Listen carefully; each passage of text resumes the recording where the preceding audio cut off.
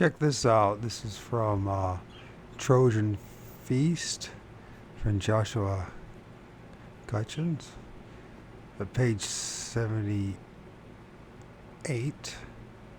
This is a little excerpt from it about Bigfoot. Marginally more common are descriptions of Sasquatch bringing bits of raw meat to captives, usually in conjunction with fruits or vegetables. The sensational Russian newspaper Pravda reported in 2004 that St. Petersburg resident Oksana Terletsky was held captive by a Bigfoot or Yeti for over a year, where she was forced to copulate with the beast and was brought a diet of berries, fruit, mushrooms, eggs, and raw meat.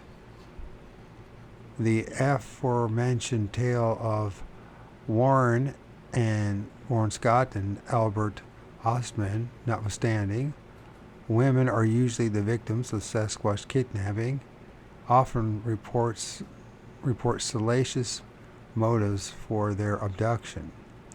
In a 1954 article for Liberty magazine, early Bigfoot researcher John W. Burns told the perhaps apocryphal story of Seraphine Long, a Chehalis Native American girl who was claimed to have been held prisoner by a large hairy hominid.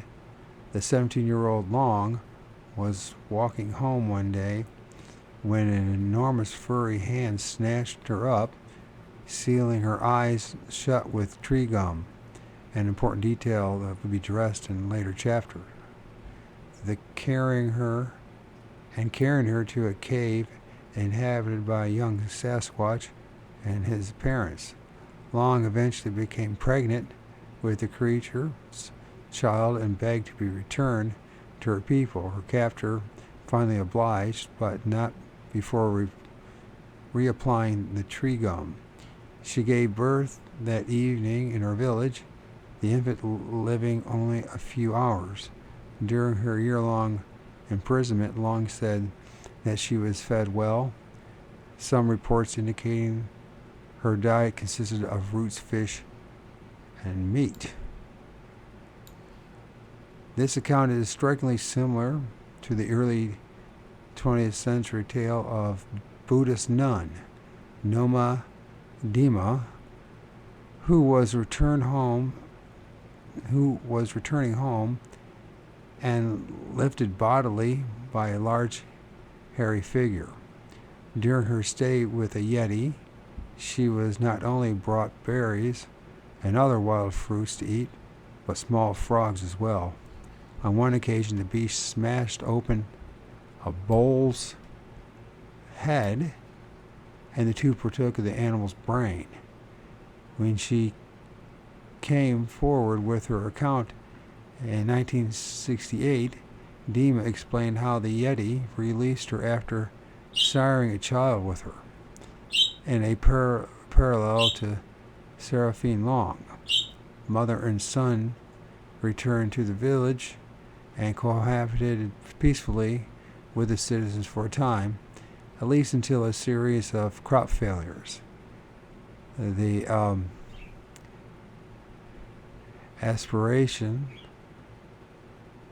aspersions were cast upon. The aspersions, not aspirations. The aspersions were cast upon the son, thought to be cursed. The father arrived to reclaim his child.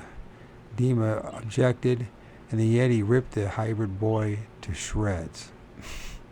And then I don't know if there's a real correlation with Bigfoot or not, but he feels so, because it doesn't say specifically that Bigfoot was involved with this. But in a unique case reported in Lafayette Advisor in 1889, a Georgia farmer noticed that his fence rails, hogs, and corn had began to mysteriously disappear over the course of the summer.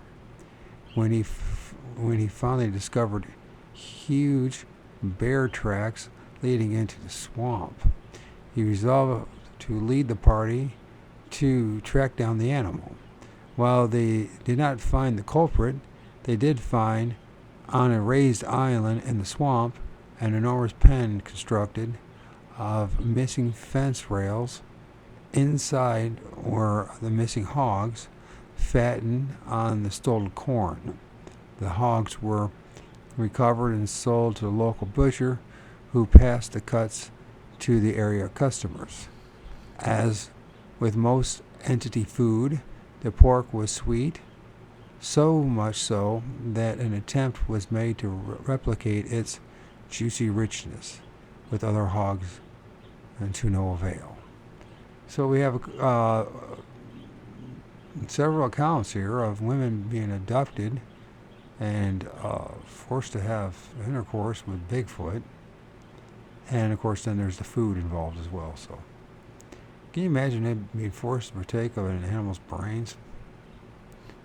Pretty crazy stuff. That stuff's pretty crazy. If you're going to try, go all the way. Otherwise, don't even start. If you are going to try, go all the way. This could mean losing girlfriends, wives, relatives, jobs, and maybe your mind.